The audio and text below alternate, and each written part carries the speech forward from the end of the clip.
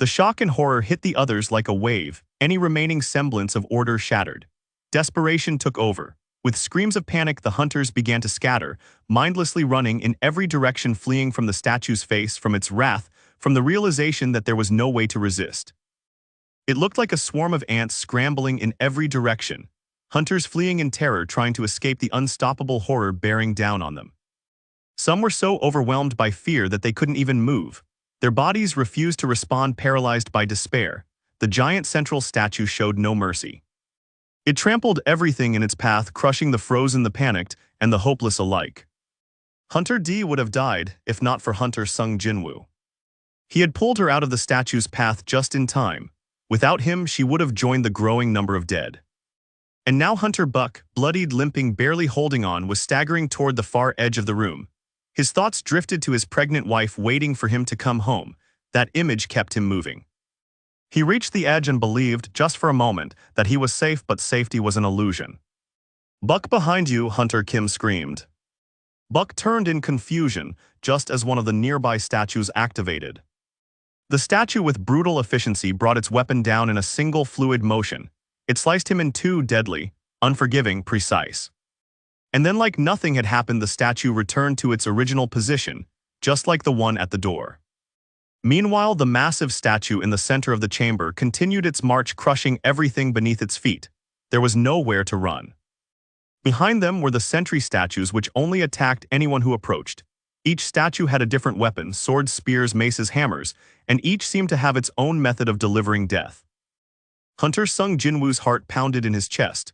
There were enemies in every direction, death in every form, but his mind never stopped working. There had to be a pattern, there had to be a way, and then... As chaos raged on, Hunter Sung Jin-Woo's eyes scanned the room, desperately searching for anything, any clue that could offer salvation. That's when he noticed something. Some of the statues weren't holding weapons, they were holding musical instruments. His mind clicked into action, analyzing the pattern. The statues that had attacked and killed hunters, every single one of them had held a weapon. Swords, spears, axes, but the ones with musical instruments, they hadn't moved at all. If they weren't armed, perhaps they couldn't attack. He immediately shouted to the others, "Go to the statues with instruments. They're not dangerous." The first to respond was squad leader Mr. Song. Despite his injuries, he forced himself up and limped toward a statue holding a stringed instrument. As he reached it, the statue responded. It began to play. The haunting melody echoed through the chamber like a sacred chant. A moment of strange calm spread through the air. Hunter Sung Jin-Woo and Mr. Song both shouted, "Everyone, head toward the statues with instruments." Others followed, desperately clinging to this new hope. Hunter Kim, trembling and pale, reached another statue holding the guitar. His legs gave out beneath him and he collapsed in front of it.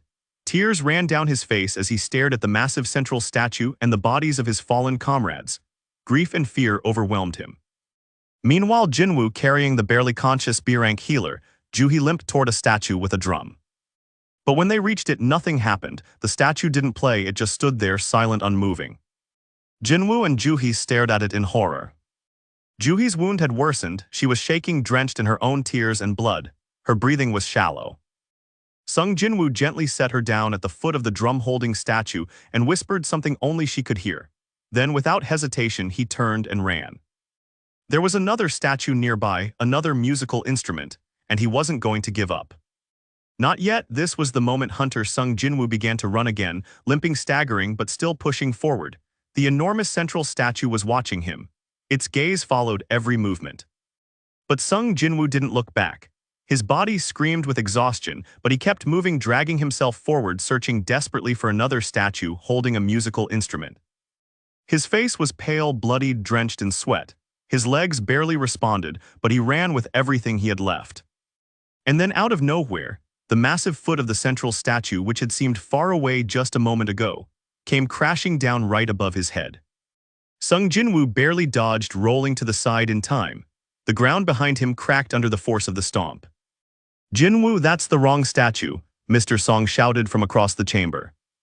Too late. Sung Jin-Woo had stumbled right in front of a statue holding a shield, not an instrument.